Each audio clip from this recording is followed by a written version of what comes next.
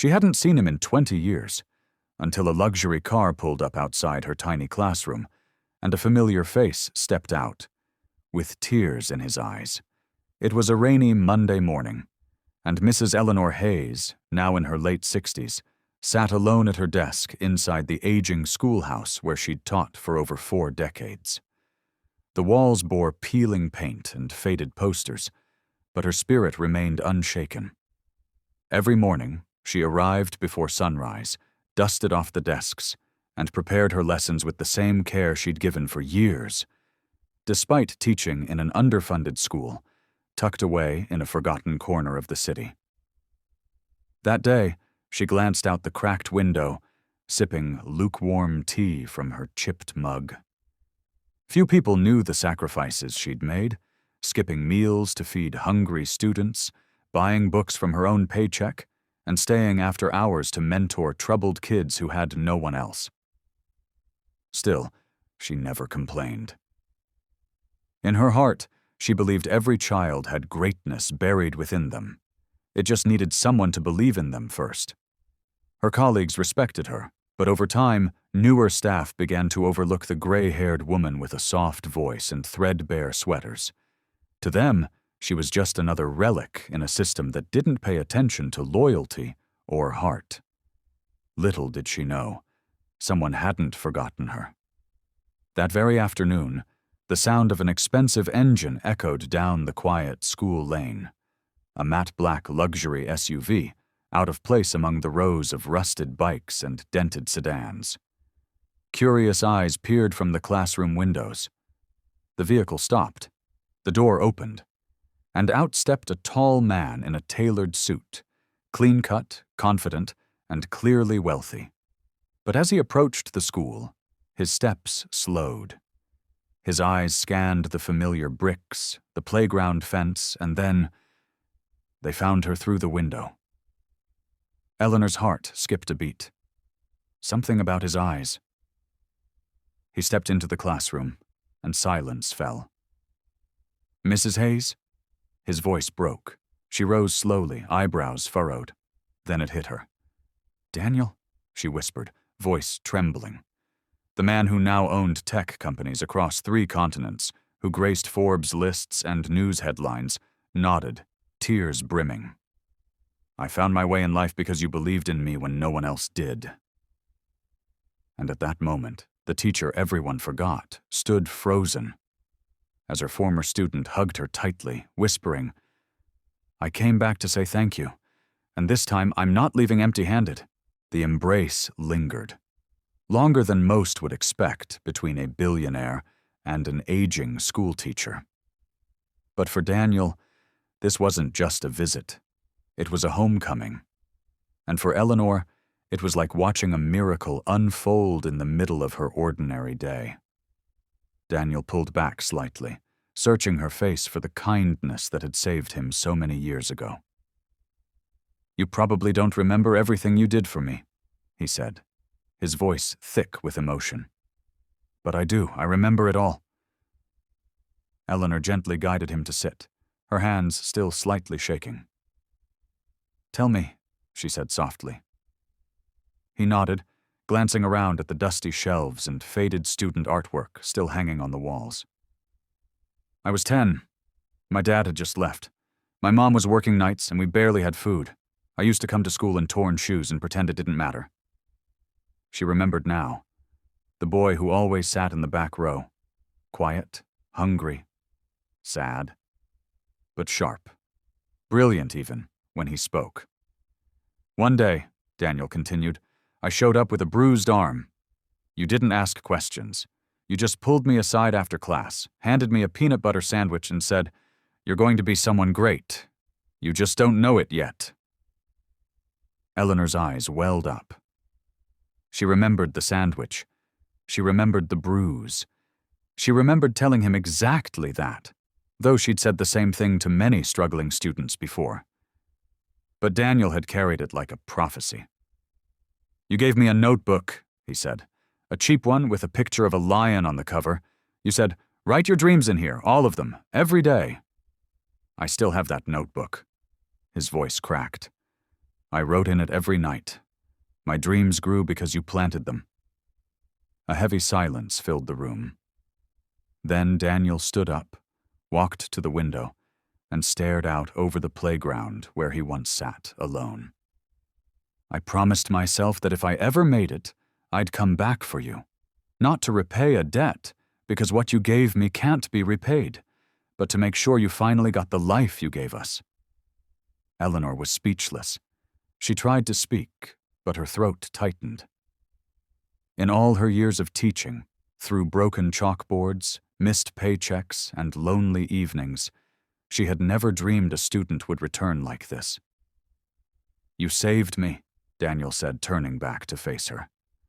"Now let me save you." Outside, students were still peeking through the window, whispering in awe.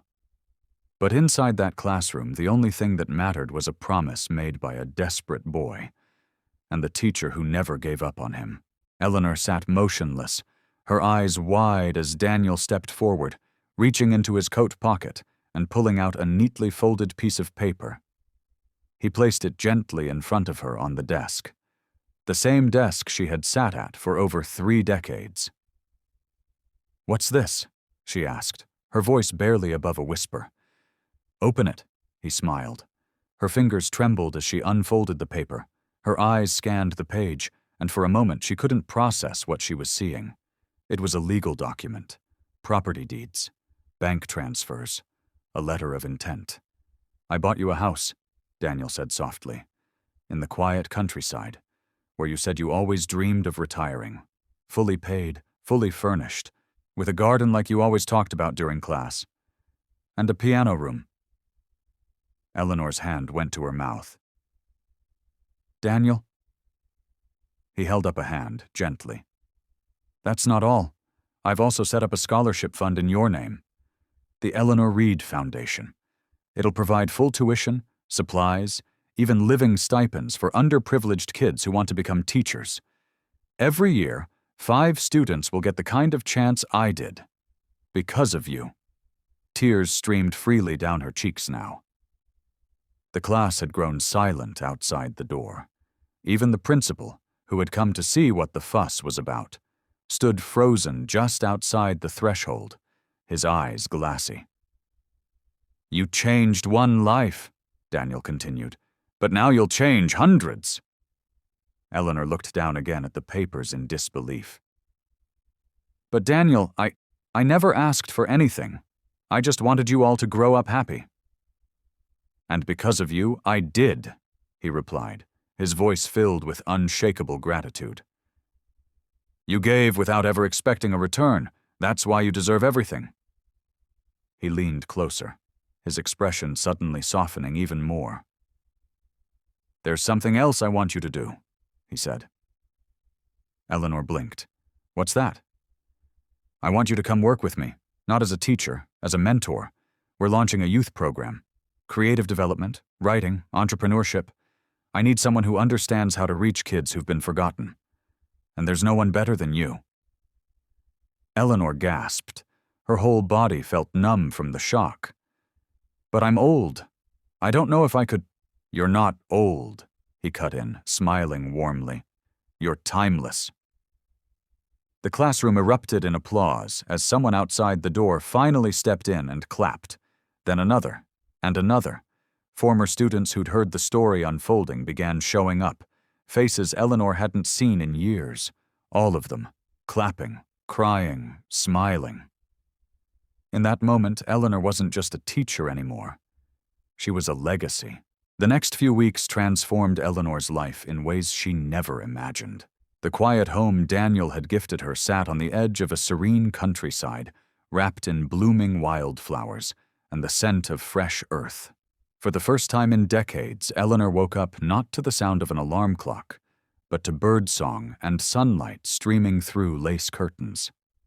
And in the corner of her cozy living room stood a gleaming grand piano, just like she'd always dreamed of. But she didn't retire into solitude. As Daniel promised, she became the heart and soul of his youth mentorship program. Twice a week she visited the bustling new learning center in the city. a place buzzing with young minds eager to dream, build, and grow. Eleanor mentored children who reminded her of her old students, especially those who needed encouragement the most. She taught them not just English or literature, but how to believe in themselves, how to fight back with kindness, and how to carry themselves with quiet dignity even when the world seemed cruel. One day during a foundation award ceremony, Daniel stood on stage beside Eleanor. Hundreds of attendees, teachers, students, parents, and even the mayor, gathered to celebrate the launch of the Eleanor Reed Foundation. When the mayor called Eleanor up to speak, she was met with a standing ovation. As she stepped up to the podium, her voice slightly shaky, she said, "I became a teacher to give children the kind of encouragement I never had growing up. I never imagined any of them would come back to give me so much more. What Daniel did for me wasn't just generous, it reminded me that kindness, no matter how small, echoes through time." She paused, her eyes welling up. Be the reason someone believes in goodness again. Be the teacher, the friend, the stranger who says, "I see you." You matter, because someone out there is watching, and one day they might just become a force of change because of what you quietly gave. As she stepped down, Daniel hugged her tight and whispered, "You gave me everything before I had anything. Now it's my turn." And so Eleanor's story lived on, not in textbooks, but in the lives she touched, the dreams she ignited, and the legacy that grew larger than she ever expected. She wasn't just a teacher. She became a symbol of how quiet kindness can echo through generations and return when you least expect it, multiplied beyond measure.